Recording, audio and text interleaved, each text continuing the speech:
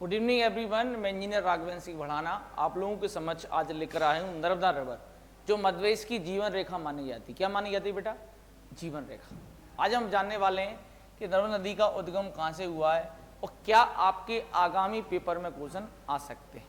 आपने अगर ईमानदारी से मेरे साथ जुड़कर ये नदी कवर की तो आगामी जितनी भी परीक्षाएं आने वाली हैं कोई भी क्वेश्चन आपका बाहर नहीं होगा। तो सर्वप्रथम हम ये जानेंगे नर्मदा निकलती कहाँ से। तो कुछ इस तरह से नर्मदा नदी का बहाव क्षेत्र है, ये इस तरह से।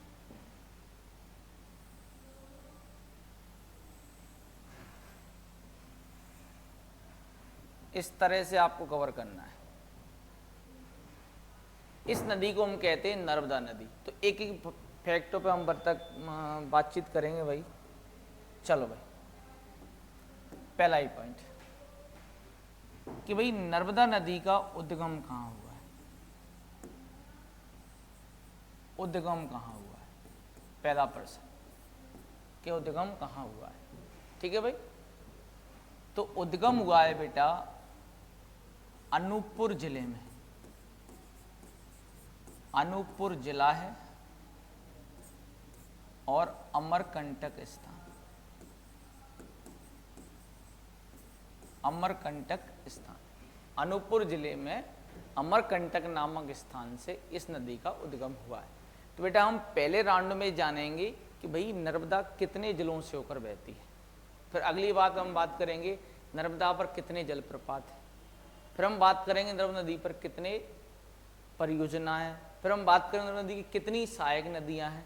हम चरणबद्ध होकर पढ़ेंगे, ऐसा नहीं कि हौच पौच एक ही जगह पटक दिया जाए, ऐसा नहीं। हम क्लियर और क्लीन पढ़ना चाहते हैं। ठीक है भाई, तो सर्वप्रथम हम जानेंगे कि नर्मदा नदी कहाँ बहती है। अनूपपुर जिले में अमरकंटक से निकलती है। इसके बाद ये नदी मंडला में बहेगी। मंडला के बाद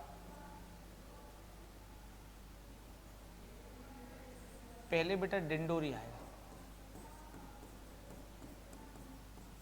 डिंडोरी के बाद मंडला आएगा। ठीक है भाई, मंडला के बाद यहाँ सिवनी से सीमा टच करती है इसकी, सिवनी से। सिवनी के बाद यहाँ जबलपुर, जबलपुर से भी बहती है नदी। ठीक है, इसके बाद जब हम आगे बढ़ेंगे तो नरसिंहपुर,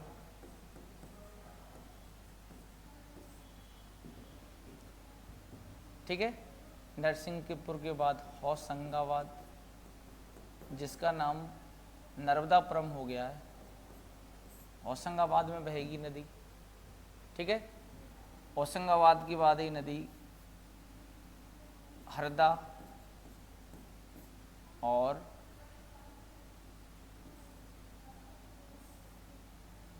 खंडवा जिले में बहेगी। खंडवा से जाएगी बेटा ये खरगोन। ठीक है भाई, खरगोन से जाएगी बेटा ये धार में। धार के बाद बड़वानी। तो ये मध्य प्रदेश के जिले हैं, जिसमें हमने कुछ जिले कवर नहीं किए, जैसे कि यहाँ पर आएगा रायसेन, यहाँ पर आएगा सीहोर,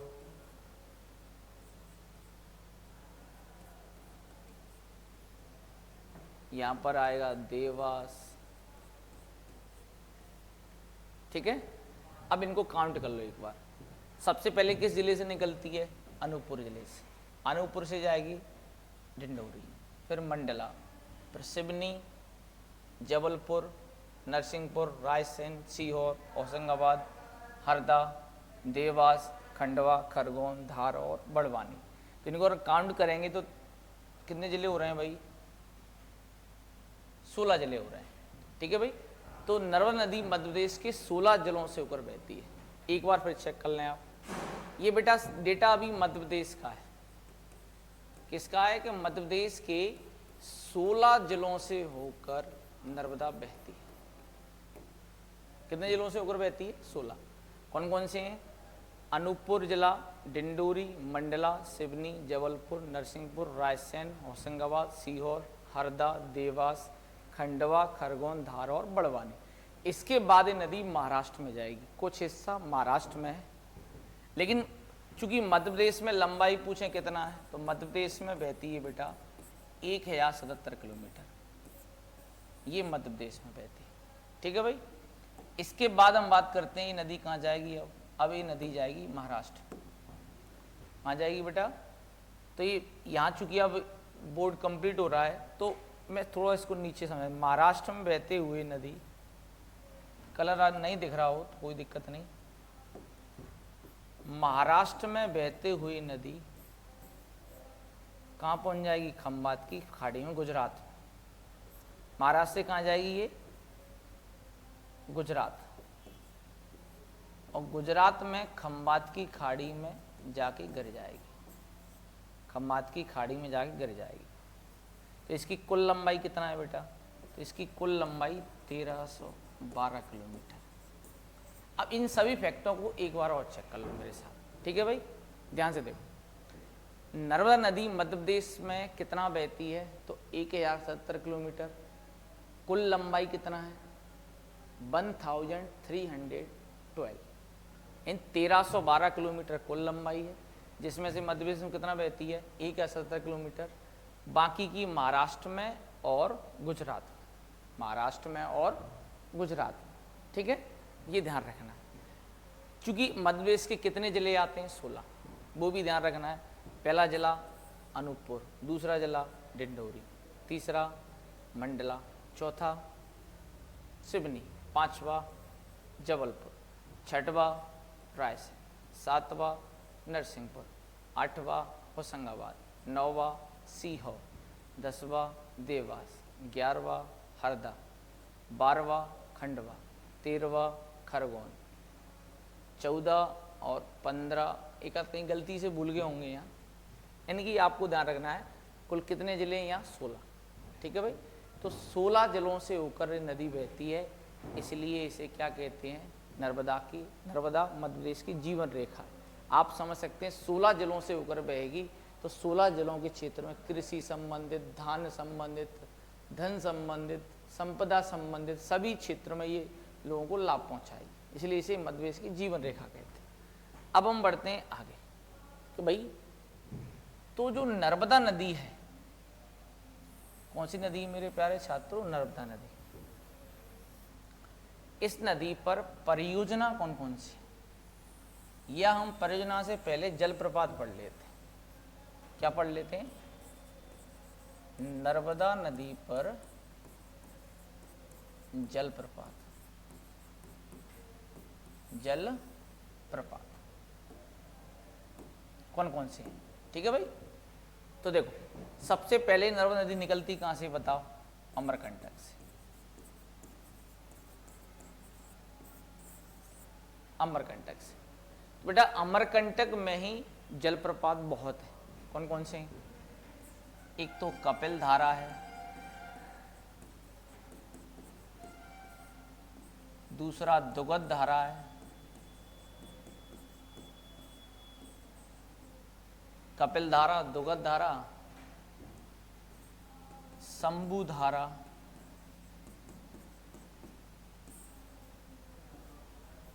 दुर्गा धारा और लक्ष्मण धारा।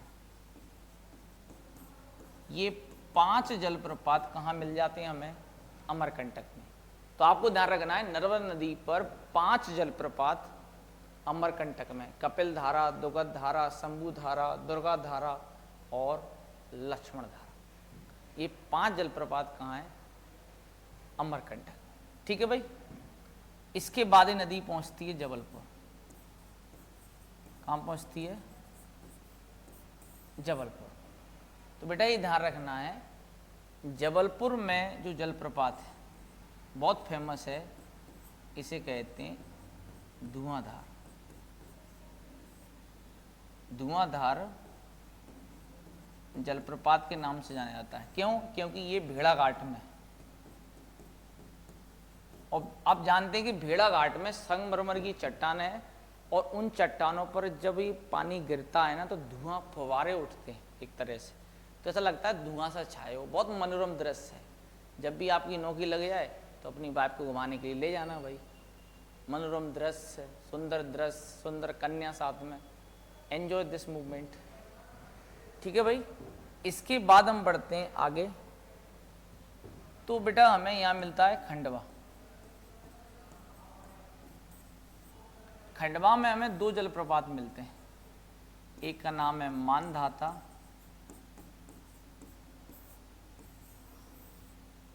एक का नाम है दरदी जलप्रपात।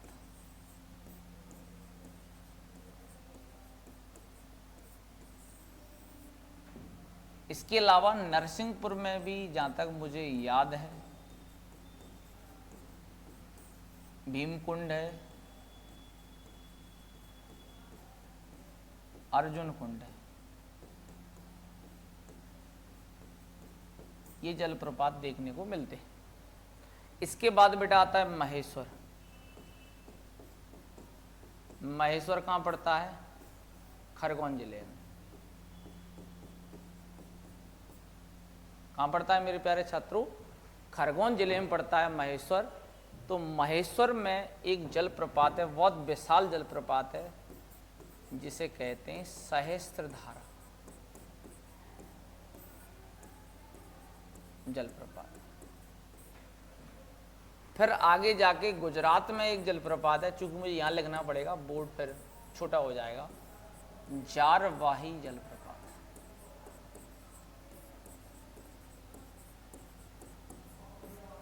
तो आपको बेटा ये जलप्रपात कवर करना है।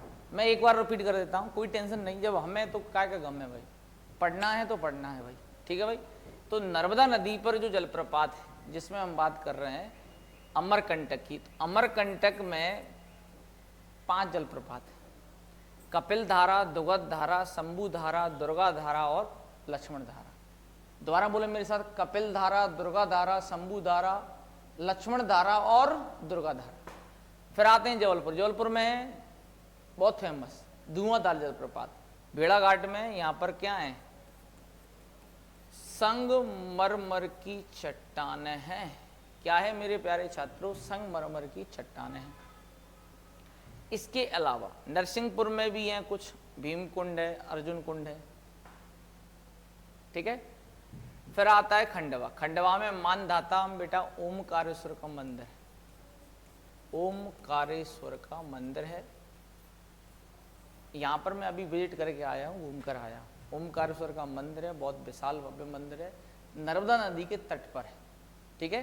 तो यहाँ पर मानधाता नाम का वाटरफॉल है और दर्दी नाम का जलप्रपात भी यहीं पर है। कहाँ पर? ओमकारेश्वर। इसके बाद हम बढ़ते हैं महेश्वर खरगोन। खरगोन में सहस्त्रधारा नाम का क्या है? जलप्रपात है, जो बहुत फेमस है क्योंकि यहाँ पर सहस्त्रों धाराओं बटा हुआ है। ठीक है। इसके अलावा गुजरात में एक जारवाही नामक जलप्रपात देखने को मिलता है, जो बेहद इम्पोर्टेंट है। ठीक है भाई। तो ये आपके जलप्रपात है, इसका स्क्रीनशॉट ले लें। इसके बाद हम आगे बढ़ने वाले हैं, फटाफट स्क्रीनशॉट लें। लो भाई स्क्रीनशॉट।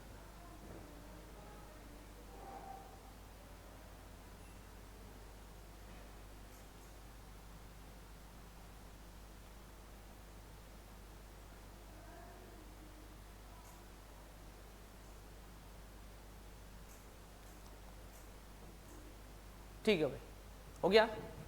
तो ये क्या है बेटा? नर्मदा नदी पर जलप्रपात हो गए। अब हम बात करते हैं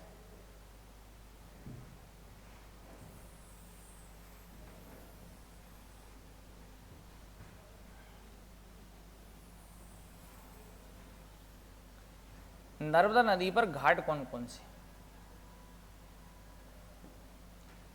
नर्मदा नदी पर घाट कौन कौन से? तो बेटा ध्यान रखना, घाट मतलब जो किनारे होते हैं। ठीक है। तो नर्मदा नदी पर महत्वपूर्ण घाट हैं, जैसे कि हम बात करें जबलपुर,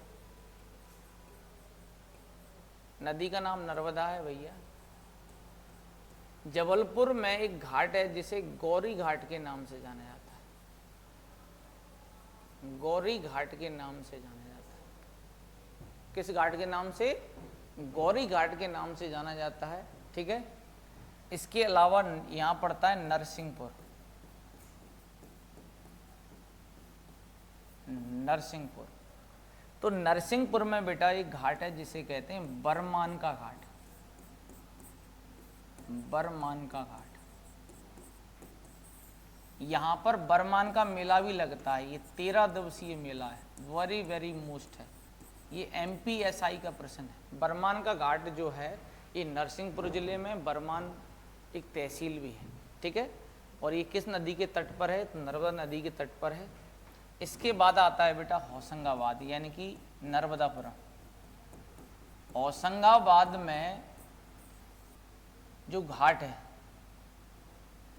उसका नाम है सेठानी घाट, सेठानी घाट। अगर आपसे पूछा कि सेठानी घाट कहाँ है तो दिल खोल कर लगा देना, सेठानी कहाँ की थी? होशंगाबाद की। कहाँ की थी सेठानी?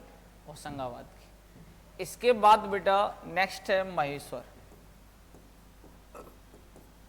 महेश्वर घाट। ये कहाँ है? खरगोन में। इस घाट को बनवाया था देवी अहिल्याबाई ने, देवी अहिल्याबाई के द्वारा बनवाया गया था।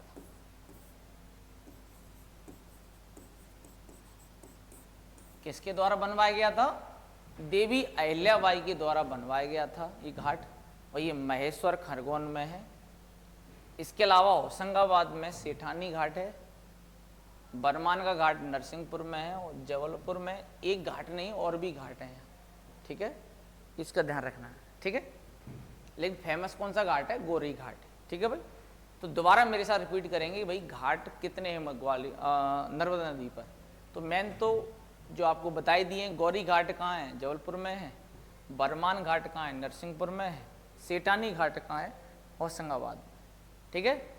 इसके अलावा महेश्वर घाट कहाँ है? खरगोन के अंदर, ठीक है भाई। तो ये घाट हो गए अपने। अब हम बढ़ते हैं आगे। अब हम बात करेंगे बेटा नर्मदा नदी की सहायक नदियों के बारे में, नर्मदा नदी की सहायक नदियों के बारे में।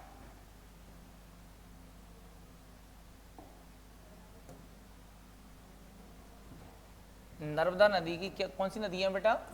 सहायक नदियां।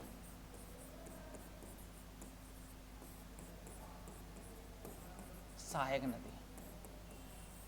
तो बेटा ध्यान से देखो, आप जानते हो बायां तट कहाँ है, दायां तट कहाँ है? तो बताओ, जैसे ये नदी बह रही है तो इसका ये दायां तट हुआ। कौन सा तट है बेटा? ये दायां तट। और ये क्या है? बायां तट।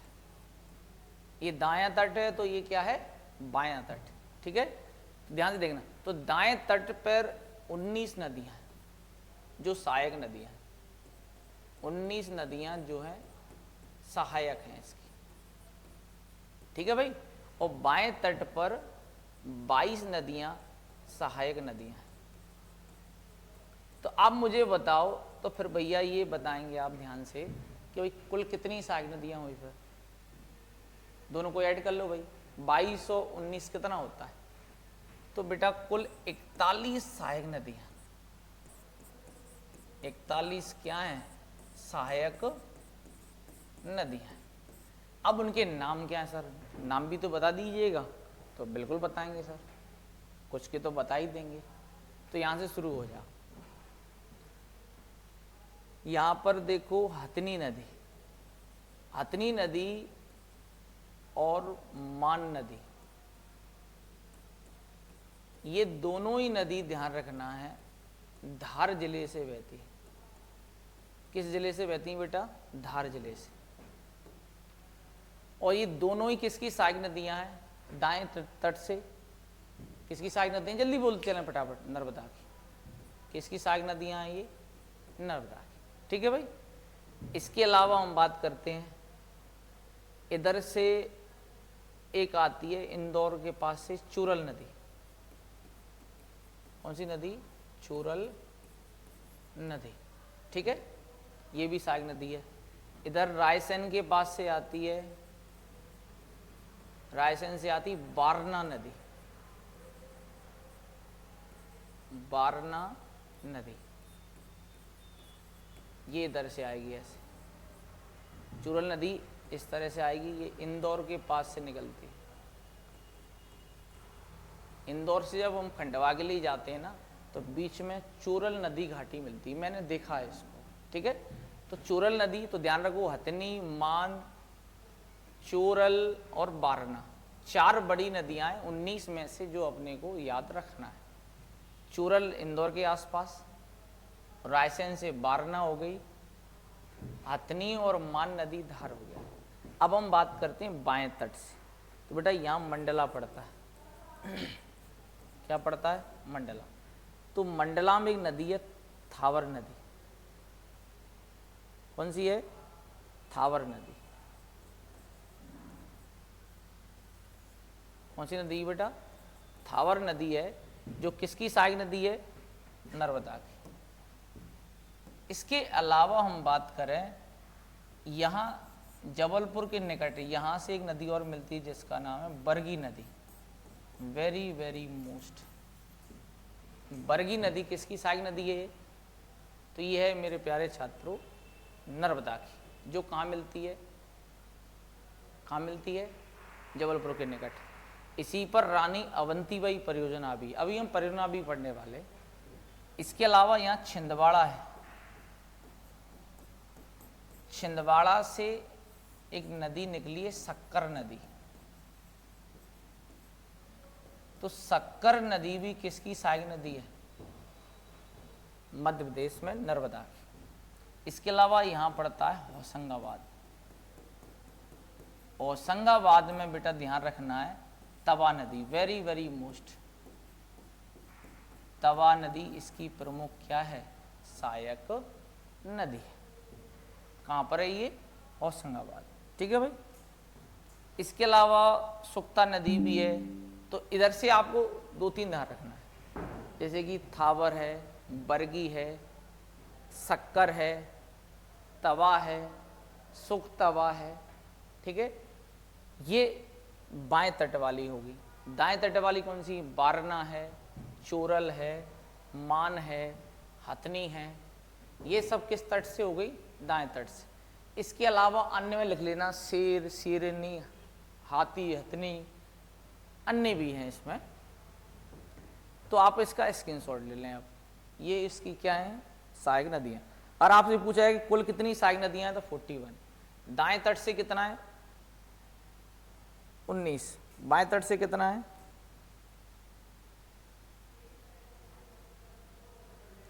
बाएं तट से बताएं कितना है? तो बाएं तट से कितना है बेटा? 22। कितना है? 22। इसके अलावा बेटा ये ध्यान रखना है, कुछ गुजरात में भी सहायक नदियां हैं इसकी। तो गुजरात वाली सहायक नदियों को मैं कुछ नाम यहां लिख देता हूं। एक है कारा, एक है कारजन,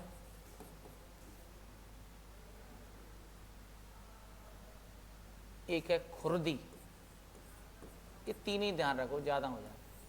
कारा, कारजन और खुर्दी ये गुजरात में मिलती हैं। किसमें?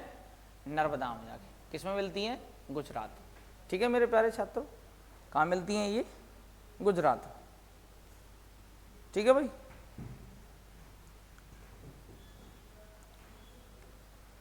अब हम बढ़ते हैं इसमें आगे।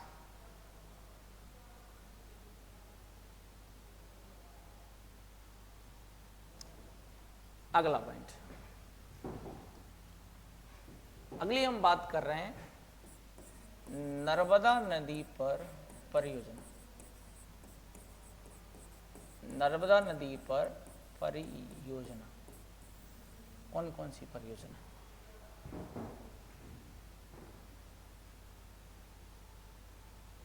परियोजना, ठीक है भाई। तो ध्यान से देखें बेटा, ये नर्मदा नदी है इस तरह से,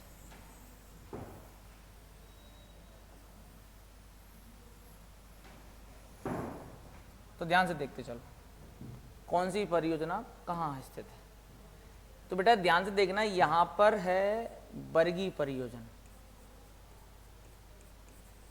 बरगी परियोजना, या इसे ही बोलते हैं रानी अवंतीबाई परियोजना, रानी अवंतीबाई परियोजना। ठीक है, इसके बाद हम बात करते हैं और इस नदी पर होशंगाबाद में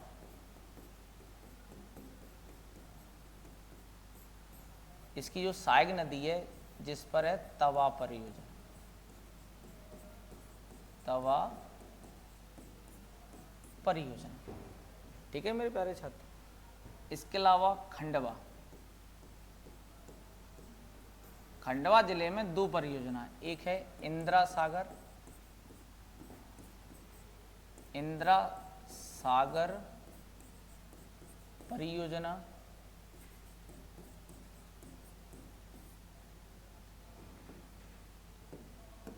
जहां पर 1000 मेगावाट का विद्युत का उत्पादन होता है। और खंडवा में ही है एक मानधाता या ओमकारेश्वर परियोजना।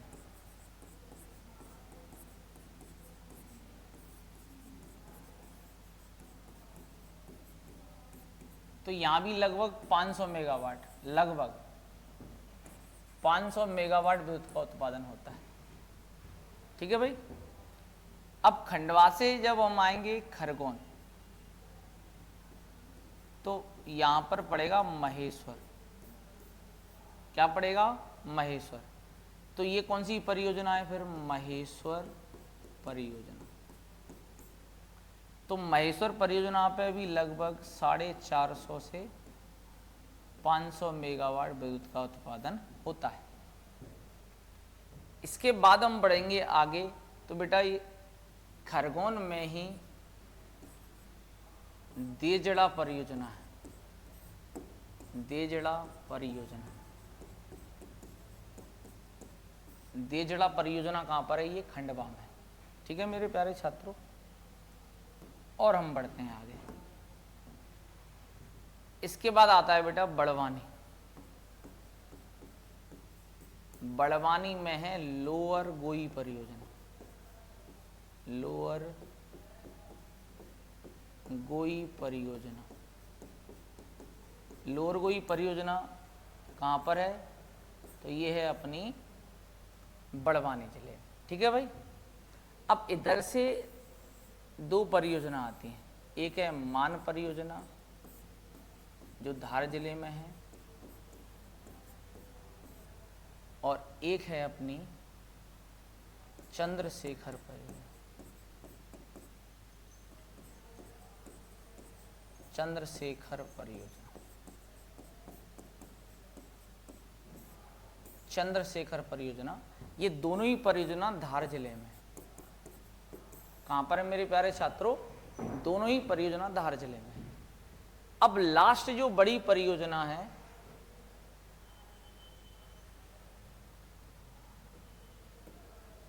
वो है बेटा गुजरात के अंदर, उसका नाम है सरदार सरोवर परियोजना। ये नर्मदा नदी पर ही है, सरदार सरोवर परियोजना। किस नदी पर है? नर्मदा नदी पर है, नर्मदा नदी पर है। ठीक है मेरे प्यारे छात्रों। किस नदी पर है? नर्मदा नदी पर है। और ये भारत की सबसे बड़ी परियोजना में काउंट होती है। ठीक है। इसमें जो विद्युत का उत्पादन होता है ना, वो मध्य प्रदेश, हालांकि ये परियोजना 4 राज्यों की है, एमपी, महाराष्ट्र, गुजरात और राजस्थान। इस परियोजना में ध्यान रखना लगभग 2000 मेगावाट से अधिक विद्युत का उत्पादन होता है, 2000 से अधिक मेगावाट विद्युत का उत्पादन होता है। और जिसमें से 57% बिजली मध्य प्रदेश को मिलती है, 27% महाराष्ट्र को, और बाकी का जो 11% बचा वो गुजरात को मिलती है। ठीक है, तो ये विद्युत का रेशो हो गया। इसके अलावा यहीं पर बनाई गई है सरदार पटेल की मूर्ति, जो 182 मीटर ऊंची है।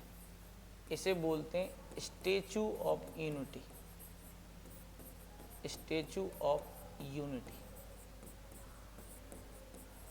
स्टेचू ऑफ यूनिटी के नाम से जाना जाता है।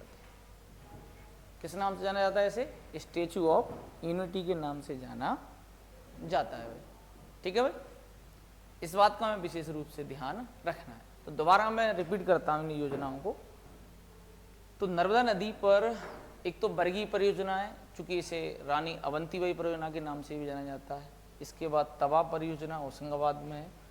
खंडवा में 2 परियोजनाएं, इंदिरा सागर डैम है जिसको लेकर विवाद रहा है, कईयों बार जल सत्याग्रह भी किया गया है मेधा पाटस्कर के द्वारा। मेधा पाटस्कर के द्वारा यहाँ पर जल सत्याग्रह भी हुआ है, क्योंकि आदिवासियों की जगह को छीना गया है इस डैम के दौरान, बनने के दौरान। इसके अलावा मानदाता में ओमकार परियोजना है, यहाँ पर भी लगभग 500 मेगावाट विद्युत का उत्पादन होता है। फिर महेश्वर परियोजना है, जो लगभग 450 से 500 मेगावाट का उत्पादन यहाँ भी होता है। इसके अलावा हम बात करेंगे एक देजड़ा परियोजना, एक क्षेत्रीय परियोजना है, ये खरगोन में, और बड़वानी में लोअर गोई परियोजना है, ये भी अपने को विशेष रूप से ध्यान रखना है। धार जिले में चंद्रशेखर परियोजना है हथनी नदी पर, और मान परियोजना मान नदी पर है। लेकिन नर्मदा नदी पर सबसे बड़ी परियोजना है सरदार सरोवर परियोजना, जो एमपी, महाराष्ट्र, गुजरात और राजस्थान की मिलके। लेकिन ध्यान रखना है, इसमें जल 4 राज्यों को मिलता है, लेकिन विद्युत का उत्पादन 3 राज्यों को मिलता है। 57% विद्युत मिलेगा किसको? मध्य प्रदेश को। ठीक है, इसके अलावा 27% महाराष्ट्र है और 11% पे जाके गुजरात है। ठीक है, और यहीं पर सरदार पटेल की मूर्ति है, जो कि हाइट कितना है? 182 मीटर, जिसे स्टेचू ऑफ यूनिटी के नाम से भी जाना जाता है। आप इसका स्क्रीनशॉट भी ले सकते हैं।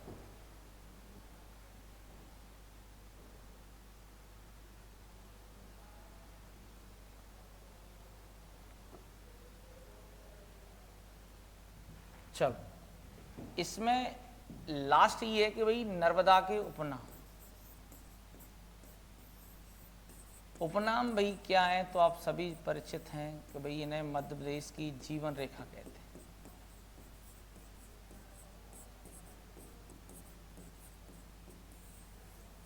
ठीक है, बाकी सब कुछ ना कुछ देखो, आप भी जानते हैं भाई नाम तो उपनाम है, उपनाम तो भाई किसी प्रकार से हम रख सकते हैं, मोक्षदायिनी, हालांकि क्षिप्रा को कहा जाता है। ठीक है, मध्य प्रदेश की जीवन रेखा किसे कहते हैं? नर्मदा को कहते हैं। अगर आपने जो मैंने नर्मदा को स्टार्टिंग से जो वर्णन किया है, जैसे कि यहाँ से हम बात कर रहे हैं, यहाँ से देखो, तो मैंने आपको सबसे पहले दर्शाया कि नर्मदा नदी कितने जिलों से होकर बहती है। तो लगभग मध्य प्रदेश के 16 जिले काउंट किए हमने यहाँ, और इसके बाद महाराष्ट्र, इसके बाद सीधे गुजरात में पहुँच जाती है। इसके जस्ट बाद हमने बात की नर्मदा नदी पर कितने जलप्रपात, उस पर चर्चा की हमने। इसके तुरंत बाद हमने चर्चा की इसमें नर्मदा नदी पर घाट कौन कौन से। इसके बाद इसकी सहायक नदियाँ कुल काउंट करके दिखाई कितना है, और किस तट पे कितना है, और कौन सी कहाँ मिलती है आगे। और अंत में जाके नदी परियोजना पे हम चर्चा की। अगर आप पूरा विस्तृत अध्ययन नर्मदा का कर लेते हैं, तो जहाँ तक मेरा अनुभव है, कोई भी क्वेश्चन आपका नर्मदा नदी से बाहर नहीं होगा। अगर आपको मेरा प्रयास अच्छा लग रहा है तो लाइक करें, शेयर करें, बाकी को क्लास को भी शेयर करना ही करना है। जय हिंद, जय भारत।